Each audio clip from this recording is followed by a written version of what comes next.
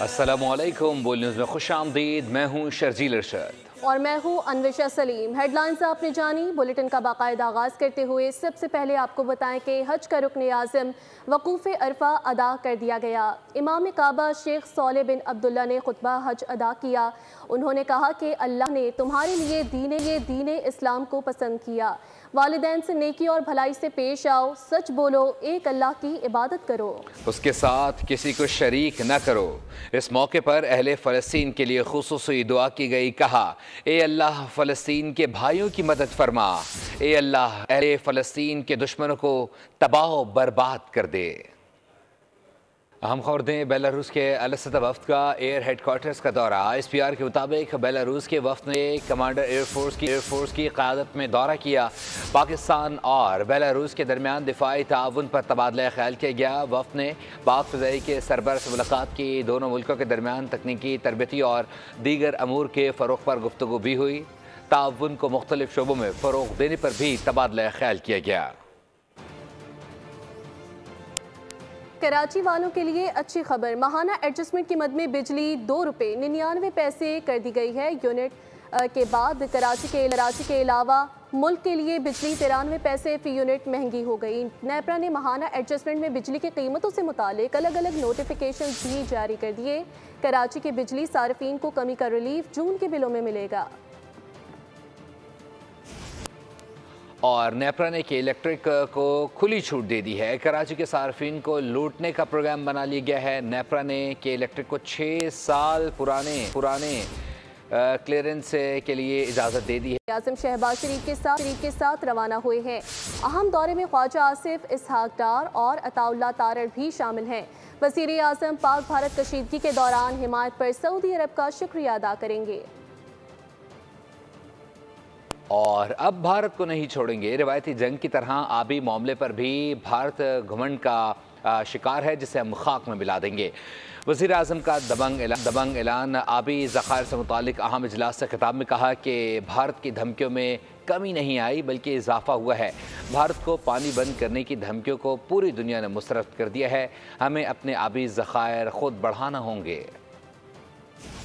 तो हमने इस जंग में उसको शिकस्त फाश दी है, उसका ये भी जो घमंड है, गरूर, हम सब मिलकर खाक में मिलाएंगे। जो धमकियां दे रहा है, जो इंडस वाटर ट्रीटी को वेपनाइज करने की बात कर रहा है, उन सब का हम अपनी तमाम जो हमारी जो कुव्वत है उसको बुरोए कार ला के उसको भरपूर उसको जवाब देंगे। हिंदुस्तान ने पाकिस्तान के ख़िलाफ़ जो पानी बंद करने का जो धमकियां दे रहा है, इसको पूरी दुनिया ने इसको रिजेक्ट किया है। तो यही वजह है कि हिंदुस्तान तड़पता रहा, लेकिन उसको कोई इस मामले में पॉलिटिकल स्पेस नहीं मिली। We have to build water storage capacity. नए स्टोरेज कैपेसिटी हम बनाएंगे। मैं उस स्टोरेज कैपेसिटी की बात कर रहा हूँ जहाँ पर कोई कंट्रोवर्सी नहीं है, ना सिंध में, ना KP में, ना बलूचिस्तान में, ना पंजाब में। शिमला मुआहदे की मनसूखी की खबरों पर वज़ारत ख़ारजा की वजाहत आ गई। पाकिस्तान ने भारत के साथ किसी दो तरफ़ा मुआहदे को मुअत्तल या मनसूख करने के बारे में कोई फैसला नहीं किया। ज़राए दफ्तर ख़ारजा का कहना है शिमला मुआहदे के हवाले से कोई बाज़ाब्ता फ़ैसला नहीं किया गया। शिमला मुआहदा अब तक मनसूख नहीं किया गया। अब तक तहरीरी सूरत में ऐसी कोई बात मौजूद नहीं। और chairman joint chief of staff committee general Sahir Shamshad Mirza ने पाक चीन ताल्लुकात को पहाड़ से बुलंद, समंदरों से गहरा और फौलाद से ज़्यादा मजबूत करार दे दिया। कहा कि J-10C, JF-17 और इसके अलावा PL-15 मिसाइलों ने पाकिस्तान के मुकम्मल दिफाई बरतरी में अहम किरदार अदा किया। Very clear that Pakistan and China relationship is higher than mountains, deeper than oceans, stronger than steel. So that is what it is. We flew the JF-17s, we flew the J-10Cs, we used the equipment.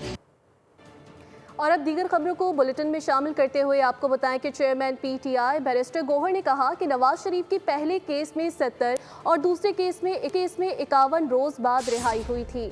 बानी के cases को 3 अगस्त तक 2 साल पूरे हो जाएंगे।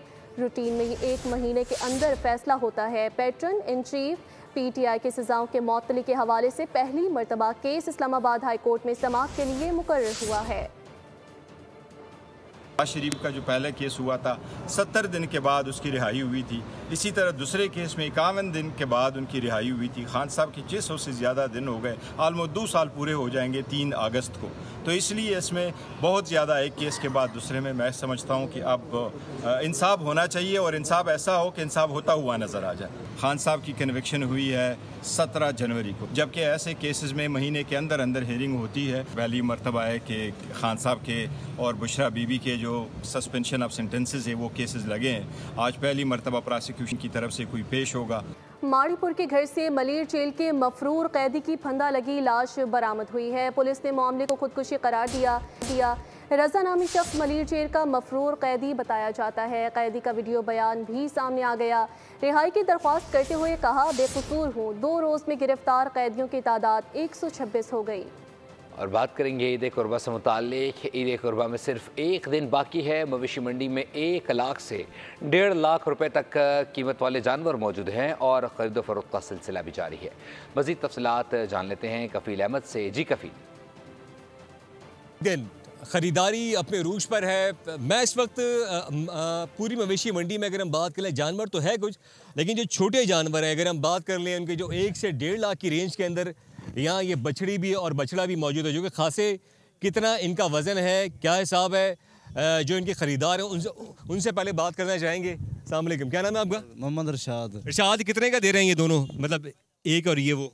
ये final तकरीबन 1.5 लाख के फाइनली। अल्हम्दुलिल्लाह मैंने सुन्नत इब्राहिमी अदा करनी है, तो उसके लिए मैं हाज़िर हुआ था। सारी मंडी घूमी है तो अच्छे जानवर भी हैं, बहुत खूबसूरत भी हैं, तो लिहाजा ये 2 जानवर मुझे पसंद हैं। ये दोनों, ये भाई से मैंने बात की है, 1.5 लाख रुपए में दे रहे हैं। अच्छा। तो मैं एक लेने आया था, अब उम्मीद है इंशाल्लाह दोनों लेके जाऊँगा। कितना वज़न है, कितना गोश्त होगा?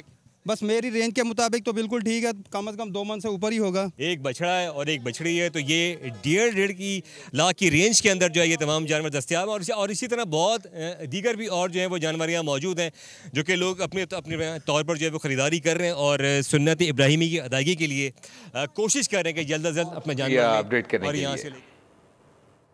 महकमे मौसमियात ने हीट वेव अलर्ट जारी कर दिया। मुल्क भर में एक बार फिर शदीद गर्मी का इम्कान है। ताहम कराची समेत साहिली इलाकों में समुद्री हवाओं के सबब गर्मी की लहर का इम्कान नहीं है। 7 ता 12 जून तक बालाई और वस्ती पंजाब, इस्लामाबाद, गिलगित, KP के दर्जे में 5 से 7 डिग्री ज़ायद रहने का इम्कान है। शदीद गर्मी के सबब मैदानी इलाकों में तेज़ हवाएं भी मुतवक्के हैं। न्यूज़ स्टूडियो से फिल वक्त के लिए इतना ही। मज़ीद अपडेट्स के लिए देखते रहिए बोल न्यूज़। सब्सक्राइब करें और बेल दबाएं ताकि कोई खबर रह न जाए।